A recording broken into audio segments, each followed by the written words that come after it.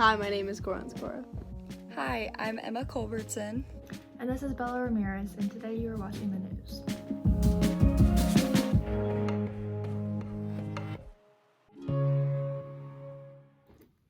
The year is now 2284, and as time has flown by, a lot of things have changed.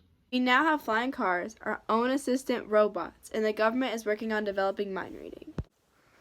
Although, as this develops, the International Public Library System has decided that it is time to archive books no longer relevant. Now, one of these books is the novel 1984, written by George Orwell. These books are being deleted from history and taken out of today's world. For what?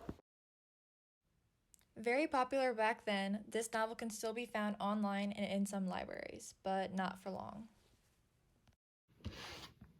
Now, a conspiracy theory is now circulating, and it is hard to tell whether or not it's true. Some believe that libraries have only chosen to archive these books out of our future just because they're trying to cover up the facts of the past. Some people believe that the book 1984 is not relevant. Or is it still relevant? The book 1984 is set in a dystopia after the Second World War and a few years after the atomic war ended. Now, in the novel, people routinely disappear and evidence of their existence disappears. That doesn't happen very often. Yet. Winston Smith fights with the beliefs of government and Big Brother. Throughout the book, individuality is defined with a ban on reality. Winston ends up making the risk, and he expresses himself through his diary where he writes down with Big Brother. He pursues a relationship with Julia, and they become the eye of the opposition.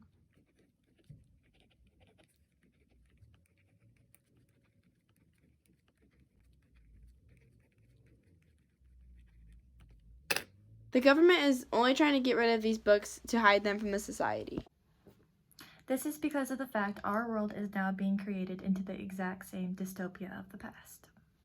Now, from John Green and his YouTube channel Crash Course, we will show you some clips from his video 1984. I want to think about whether Orwell is arguing within the logic of the novel that the written word can significantly alter the society in which it is produced. And I mean that on at least two levels. Can the novel 1984 change the world in which we live? And are characters in that novel ultimately controlled by the language that they and their government use? Spoiler alert, we're all doomed. I'm just kidding. I mean, I hope I'm kidding. By taking away this novel, how are we to know the possibilities of what our world can turn into if we do not take a stand? He talks of the little freedom the characters are given as the government takes more and more of their rights away every day. Our question is, by archiving this book, are we sending away our freedom? The main problem is people are not educated of the disastrous events and outcomes the new technology our world is creating. Now, in the end of the novel, 1984, the main character, Winston Smith, is actually transformed basically into a new character. He now follows all the rules of the government, and he is forced to believe that some things are true when they're actually not. Now, in the book, one of the chapters where he is tortured, he is sent to the room 101, where he has to face his worst fear, which is rats. In this room, he is forced to believe that 2 + 2 is equal to 5, when in reality 2 + 2 is equal to 4. Since he does not believe this, every time he gives the wrong answer, he is tortured, but when he gives the right answer that the government wants, he is set free. Winston only follows the rules of the government because he is put through agonizing torture and knows he may be killed. One who does not do and believe everything the government stands for is an outlier. Therefore, the only reason the government knows this is because they can basically read all the minds of the citizens. Now, in another video from Crash Course, the atmosphere of the world then is described. 1984 is very much a dystopia, a dehumanizing society in which there seemed to be no color in anything and posters of a black mustachioed face gazing down from every commanding corner bearing the now famous caption, "Big Brother is watching you." Now, as he describes the world under surveillance, you can see how having your own thoughts and your own actions would be hard. If you think or do one negative thing, they will know. With the technology we already have, such as robots in control, think about it. The government is already developing mind reading. For what? Coincidentally, now the book which describes the lives of those with these features is now being destroyed.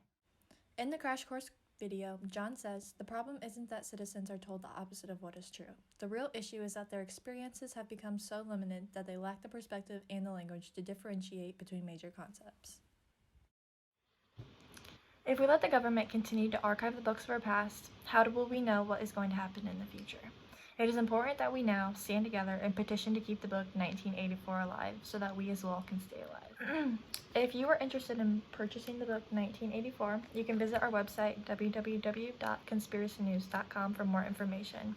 We can learn how to stand up against the government together and fight for our individuality. Hi, I'm Emma Culbertson. And this is Bella Ramirez with Conspiracy News. Thank you for watching our feature on the book 1984, and in words of John Green, we are all doomed unless we put a stop to this.